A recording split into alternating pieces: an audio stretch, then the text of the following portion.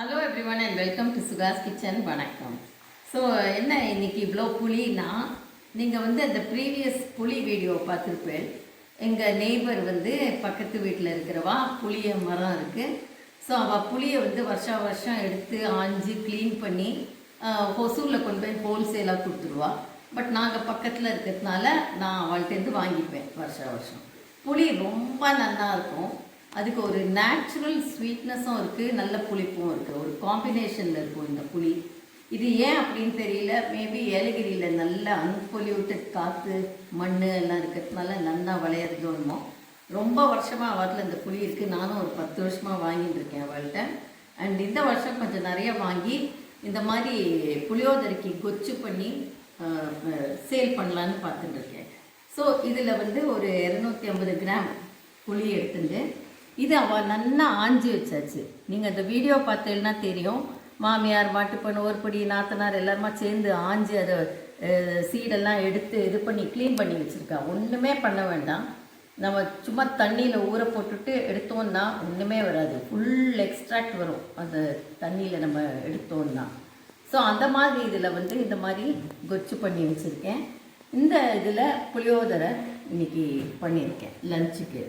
So இது ஒரு 100 gram அரிசி எடுத்து வேக வச்சு 1:2 போட்டு கொஞ்சம் உதிரியாக பண்ணி இதுலேருந்து ஒரு 5 ஸ்பூன் புளியோதரை கொச்சு பண்ணி புளியோதரை பண்ணி வச்சுருக்கேன். ஸோ இது லஞ்சுக்கு நான் எப்படி பண்ணியிருக்கேன், என்னோடய லஞ்ச் மெனுவும் காட்டுறேன். ஸோ புளியோதரை நம்ம பிக்னிக்கு இது எங்கேயாவது வெளியில் போகிறோம்னா பேக் பண்ணி எடுத்துன்னு போகலாம். அது தவிர குழந்தைகளோட லஞ்ச் பாக்ஸ்லேயும் போடலாம். அண்ட் சும்மா ஒரு அவசரத்துக்கு யாராவது வந்தானா அப்படியே கலந்து இம்மீடியட்டாக ஒரு ரெசிபி பண்ணிவிடலாம். இந்த புளியோதரை கொச்சு நான் பண்ணது தாளிச்சு கொட்டி எண்ணெய் விட்டு உப்பு போட்டு எல்லாம் ரெடியாக இருக்குது. சாதம் மாத்திரம் வடித்து அதோட கலக்கணும் மட்டும். பட் வெறும் புளியோதரை ஈஸி ஆப்ஷன் நோட்டு அதை மாத்திரம் சாப்பிடக்கூடாது. கூட வெஜிடபிள்ஸு ஃப்ரூட்ஸ் எல்லாம் இன்க்ளூட் பண்ணிக்கணும் நம்ம. ஸோ நீங்கள் லஞ்ச் பாக்ஸ்க்கு இதுக்கு கொடுத்தா கூட 2-3 வெஜிடபிள் ஒரு எக்ஸ்ட்ரா ஐட்டம் கண்டிப்பாக வைக்கணும். ஏன்னா புளியோதரை ரொம்ப டேஸ்டி ஹெல்த்தி. பட் அது மாத்திரமாக சாப்பிட்டுருந்தா சரியாகாது. இன் காம்பினேஷன் வித் அதர் ஐட்டம்ஸ் எப்போவுமே இருக்கணும். ஸோ இன்றைக்கி நல்ல சாஃப்ட் ரொட்டி, கீரை மசியல் வித் லெமன். அண்ட் இது காலிஃப்ளவர் அண்ட் இந்த அவரைக்காயில் இந்த சீட்ஸ் வருமே 3 சீடாக அவரைக்காயில் அவரைக்கொட்டை, அதுவும் காலிஃப்ளவர் கறி, பட்டாணி, உருளைக்கிழங்கு, தக்காளி, வெங்காயம் எல்லாம் போட்டு கூட்டு, ஃப்ரூட்ஸ் இருக்குது அண்ட் பல்லா சிப்ஸு, தயிர், நெய், ஊறுகாய் அண்ட் நம்ம புளியோதரை. ஸோ இந்த புளியோதரை கொச்சோட ரெசிப்பியும் நான் கொடுக்குறேன். ப்ளஸ் எவ்வளோ அது என்னன்னு நீங்கள் வாட்ஸ்அப் பண்ணீங்கன்னா அப்படின்னு சொல்கிறேன். நாங்கள் பாட்டிலில் போட்டு தான் இதை கொரியர் பண்ணுவோம். பிகாஸ் பிளாஸ்டிக்லலாம் போடுறது கிடையாது இந்த மாதிரி ஐட்டம்ஸை. ஸோ யாருக்காவது வேணும்னா நான் நெக்ஸ்ட் இதில் டிஸ்கிரிப்ஷன் பாக்ஸில் நம்பர் தரேன், காண்டாக்ட் பண்ணி ஆர்டர் பண்ணலாம் நீங்கள். இந்த புளியோதரை கொச்சுக்கு என்னெல்லாம் வேணும்னா நம்ம ஃபஸ்ட்டு நல்லெண்ணெய் எடுத்து வச்சுக்கணும். 1/4 கப் நல்லெண்ணெய் எடுத்து வச்சுட்டுருக்கேன்னா, அதுக்கப்புறம் 2 டேபிள் ஸ்பூன் வெள்ளை எள்ளு, தனியா, சன்னா தால், உருத் தால், மேத்தி, ஜீரா, கடுகு அண்ட் இது மிளகு. ஸோ அப்புறம் கொஞ்சம் வெல்லம். இந்த வெல்லம் கொஞ்சம் போட்டால் தான் பேலன்ஸ் ஆகும் இந்த புளிப்பு திதிப்பு எல்லாமா. அதை தவிர எல்லாத்தையும் இந்த மாதிரி தனித்தனியாக வறுத்துருக்கேன். வெள்ளை எள்ளு ஒரு மாதிரி கொஞ்சம் ப்ரௌன் ஆகிற மாதிரி. அப்புறம் மிச்ச சாமானெல்லாம் ஃபஸ்ட்டு இந்த பருப்பெல்லாம் போட்டு வறுத்துட்டு அதுக்கப்புறம் இந்த ஜீரா, மேத்தி, கடுகு, மிளகு போட்டு வறுத்து எல்லாத்தையும் சேர்த்து வச்சுருக்கேன். அதை தவிர ஒரு 16 மிளகா வத்தல், கொஞ்சம் கருவேப்பிலை, இதையும் நல்லா ரோஸ்ட் பண்ணி வச்சுருக்கேன். அண்ட் இதுக்கு கொஞ்சம் நல்லெண்ணெய் ஜாஸ்தி தேவைப்படும். தான் நல்லா இருக்கும் டேஸ்ட்டு. 200 கிராம் புளி எடுத்து வச்சுருக்கேன். அதுக்கு 1.5 டம்ளர் தண்ணி, அதாவது ஒரு 320 ml தண்ணி, சுடுதண்ணி. ஸோ இந்த சுடுதண்ணி அதில் போட்டு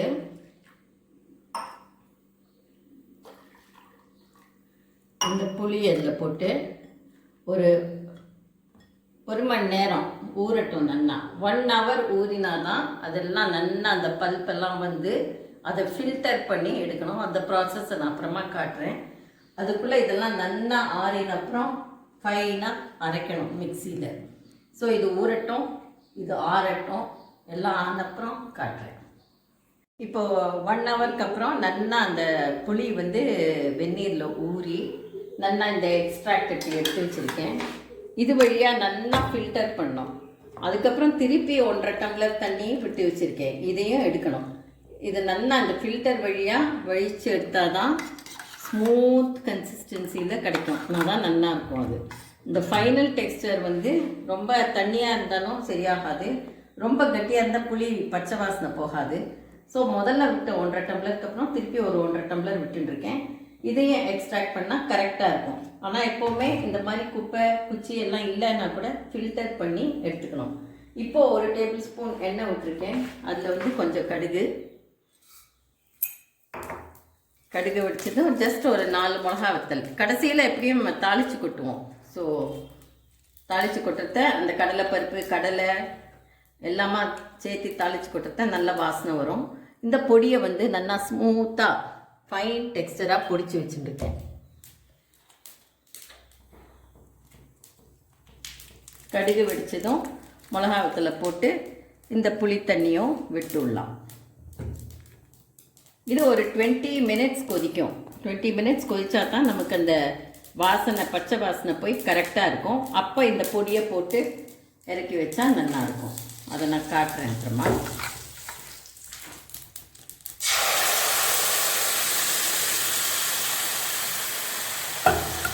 இப்போ இதையும் வடித்து விட்டு எடுத்து அதில் விட்டால் சரியாக இருக்கும். ஸோ இது கொதித்து நல்லா இந்த பொடியை போடுறத காட்டுறேன். ஸோ ஃபுல்லாக புளியை கரைச்சி எடுக்கிறதுக்கு சுமார் 800 ml தண்ணி யூஸ் பண்ணியிருக்கேன். சுடுதண்ணி விட்டு அதை கரைச்சி திருப்பி அதை புளிஞ்சு ஃபில்டர் வழியாக எடுத்து இந்த டெக்ஸ்டரில் இருக்குது. இப்படி இருந்தால் தான் அது கொதிக்கிறத நல்லா அந்த பச்சை வாசனை போய் புளி வேகும். ஸோ இந்த அளவுக்கு தண்ணி வேண்டியது. இப்போ 200 grams புளிக்கு 800 ml தண்ணி. இப்போ வந்து இதில் உப்பு, பெருங்காயம், மஞ்சப்பொடி சேர்த்துவிட்டு இந்த வெல்லத்தையும் சேர்த்து விட போகிறேன்னா, வெல்லம் வந்து எப்போவுமே நான் கரைச்சி ஃபில்டர் பண்ணி வச்சுருக்கேன். நீங்கள் பொடி வெல்லம் போடுறதா இருந்தால் ஒரு 2 டீஸ்பூன் வெல்லம் போடலாம். இல்லை உங்களுக்கு வெல்லமே வேண்டான்னா அவாய்ட் பண்ணலாம். இப்போ எல்லாமே சேர்ந்து நல்லா கொதிக்கட்டும். கொதிச்சப்புறம் கொஞ்சம் எண்ணெய் பிரிஞ்சு முதல்ல தாளிச்சு கொட்டுறதுக்கு விட்ட எண்ணெய் வந்து கொஞ்சம் சைடில் வர மாதிரி இருந்ததுன்னா அந்த பொடியை போட்டு நல்லா குக் பண்ணி அதுக்கப்புறம் தாளிச்சு கொட்டணும். அதை காட்டுறேன் அப்புறமா. அளவுக்கு வத்தி திக்காயாச்சு புளி நம்ம கரைச்சத்துலேருந்து. இப்போ இந்த பொடியை போட்டுக்கலாம். ஸோ எல்லா பொடியும் அளந்ததுனால ஃபுல்லாக அப்படியே கொட்டிக்கலாம்.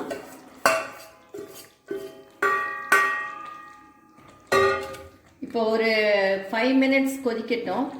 ஏன்னா எல்லாம் சேர்ந்து நல்லா மிக்ஸ் ஆகணும் புளி தண்ணியோட. அதுக்கப்புறம் கடைசியில் தாளித்து கொட்டலாம்.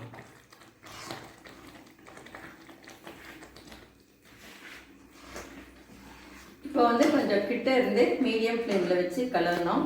ஏன்னா பொடி போடுறப்பறம் திக்காயிடுச்சு. ஸோ எல்லாம் நல்லா ப்ரௌனாக ரோஸ்ட் பண்ணி வறுத்ததுனால இது ரொம்ப நேரம் குக் ஆகணும்னு இல்லை, எல்லாம் சேர்ந்து வறுத்துக்க வேண்டி கொஞ்சம் கொதிக்க வைக்கணும். இது கொதிச்சப்புறம் தாளிச்சு கொட்டுறத பார்க்கலாம்.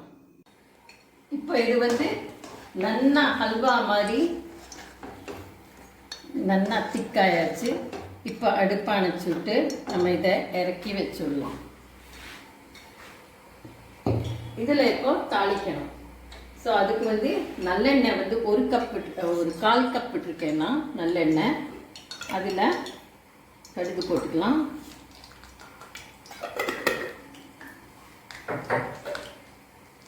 அப்புறம் 1 கப் இந்த மாதிரி 1 கப் கடலை எடுத்து வச்சுருக்கேன். 1/2 கப் கடலைப்பருப்பு, ஒரு 5-6 மிளகா வத்தல், கருவேப்பிலை. இது எல்லாத்தையும் டீப் ஃப்ரை மாதிரி பண்ணி போட்டால் நல்லா ஒரு மாதிரி ஃப்ரைடாகி அது நிற்கும், கெட்டுப்போகாதைக்கு இருக்கும். இப்போ நம்ம மிக்சர் எல்லாம் பண்ணத டீப் ஃப்ரை பண்ணி போடுறோமே, அந்த மாதிரி இது எல்லாமே ஒரு டீப் ஃப்ரை பண்ணி அந்த எண்ணெயோடையே போட்டுவிட்டா அந்த கொச்சு ரொம்ப நாளைக்கு இருக்கும். இப்போ கடுகு வெடிக்கட்டும்.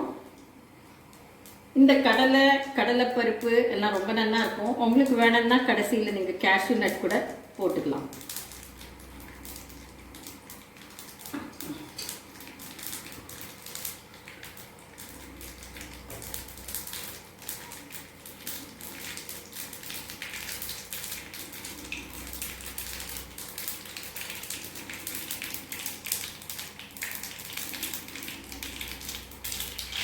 இந்த கடலையும் போட்டு கடலைப்பருப்பும் போட்டு மிளகா வத்தலை கடைசியில் போடலாம். ஸோ இது நல்லா ஃப்ரை ஆகட்டும். கருகப்படாது, ஆனால் ஒரு மாதிரி கோல்டன் ப்ரௌன் ஆகணும். நல்லெண்ணெய் தான் இதுக்கு யூஸ் பண்ணோம், வேறு எண்ணெய் விட்டால் நல்லா இருக்காது டேஸ்ட்டு.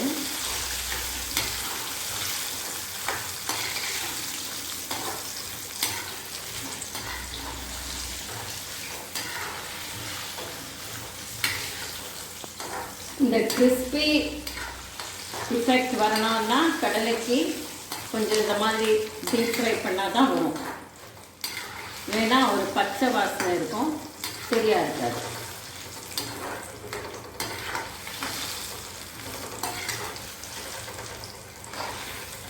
பார்த்தேன்னா இன்னும் அந்த ப்ரௌன் கலர் வரல. ஸோ கொஞ்சம் பொறுமையாக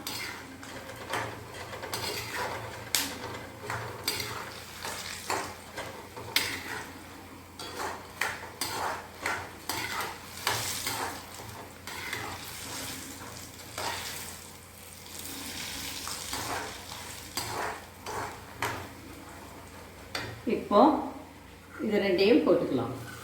அப்படி உங்களுக்கு ஏதாவது உப்பு பெருங்காயம் ஜாஸ்தி போட்டுக்கணும்னா நீங்கள் போட்டுக்கலாம். இது எல்லாமே ஒரு வீட்டில் ஒரு ஃபேமிலியோட ரிக்குவயர்மெண்ட் பிரகாரம் பண்ணுவோம். ஸோ ஜென்ரலாக ஒரு மெத்தட் இருக்கும், பட் எப்போவுமே கடைசியில் நம்ம வீட்டில் பண்ணுறது வந்து ஒரு ஃபேமிலியோட ரிக்குவயர்மெண்ட், ஒரு ஃபேமிலியோட டேஸ்ட் அண்ட் இன்ட்ரெஸ்ட், அதில் பண்ணால் தான் எல்லாருமா சேர்ந்து சாப்பிட்டு என்ஜாய் பண்ண முடியும். இப்போ நான் அடுப்பை அணைச்சிட்டேன், சூடாக இருக்கு எண்ணெய்.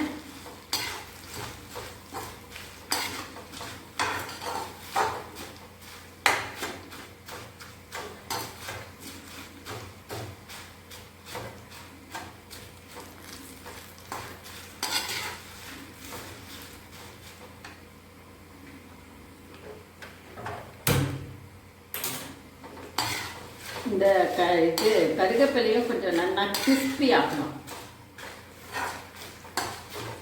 அதை நான் முன்னாலேயே கொஞ்சம் வெயிலில் வச்சு உணர்த்தி வச்சுட்டேன். ஸோ தட் அது வந்து ரொம்ப நேரம் படன்னு வெடிக்காதுன்னு.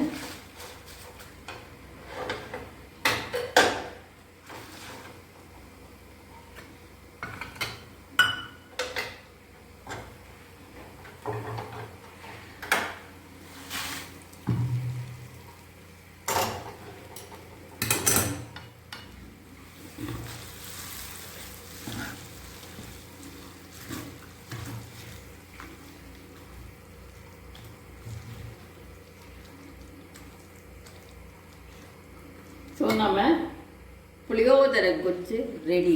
இதை வந்து நீங்கள் அப்படியே நீங்கள் வடிக்கிற சாத்தில் கொஞ்சம் ஆற வச்சுட்டு போட்டு கலந்தா ரெடி டு ஈட். அப்புறம் பாட்டில் பண்ணி வச்சுக்கணும்.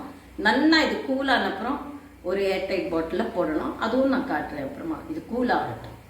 ஸோ நல்லா ஆறின அப்புறம் ஒரு ஸ்டெர்லைஸ்ட் கிளாஸ் பாட்டில் இல்லைன்னா செராமிக் ஜார், ஸ்டெயின்லெஸ் ஸ்டீலில் பிளாஸ்டிக்கில் போடக்கூடாது, போட்டு நல்லா ஏர் டைட்டாக க்ளோஸ் பண்ணி வச்சு எடுக்கிறத ட்ரை ஸ்பூன் போட்டு எடுக்கணும். எப்போவுமே யார் எடுத்தாலும் ட்ரை ஸ்பூன் போட்டு எடுத்து திருப்பி மறக்காத நல்லா க்ளோஸ் பண்ணி வைக்கணும். இதை வந்து வெளியிலேயே வச்சுக்கலாம், ஃப்ரிட்ஜில் வைக்கணும்னு அவசியமே கிடையாது. ஸோ ஒரு 3-4 மாதம் ஈஸியாக லாஸ்ட் பண்ணும், ஒன்றுமே ஆகாது. ஸோ இந்த வீடியோ பிடிச்சிருந்தா சப்ஸ்கிரைப் பண்ணி ஷேர் பண்ணுங்க, லைக் பண்ணுங்க, கமெண்ட் பண்ணுங்க. தேங்க்யூ.